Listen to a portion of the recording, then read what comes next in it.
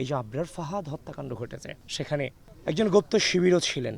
আবরার ফাহাদ বাংলাদেশের যে আধিপত্যবাদী অপশক্তির বিরুদ্ধে যে লড়াইয়ের অন্যতম এক প্রতীক হচ্ছে আবরার ফাহাদ।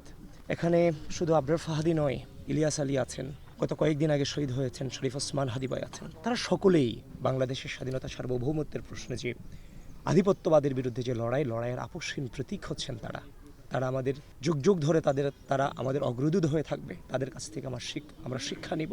তবে আপনাদের মধ্য দিয়ে গোটা বাংলাদেশকে এটাও জানাতে চাই যে আমরা দেখেছি যে বিগত সময়ে এই যে আবরার ফাহাদ হত্যাকাণ্ড ঘটেছে, সেখানে একজন গুপ্ত শিবিরও ছিলেন।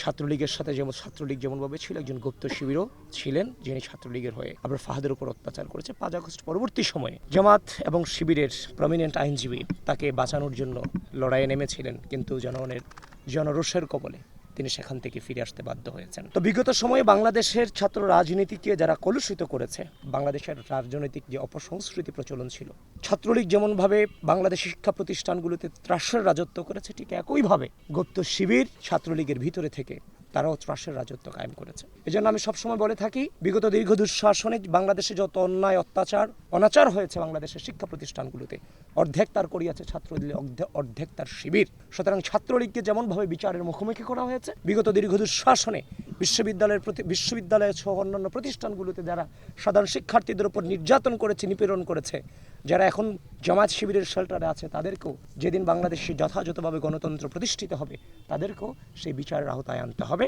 এবং এই আবরার ফাহাদ, ইলিয়াস আলী এবং শরীফ ওসমান হাদি ভাইরা যে স্বাধীনতা সার্বভৌমত্বের প্রতি লড়াই চালিয়ে গিয়ে আমাদের পথ দেখিয়ে দিয়েছেন, আমরা সেটাকে ধারণ করি, সবার আগে বাংলাদেশ নীতিকে ধারণ করছি এবং সেই সবার আগে বাংলাদেশ নীতিকে নিয়েই আমরা সামনে আমাদের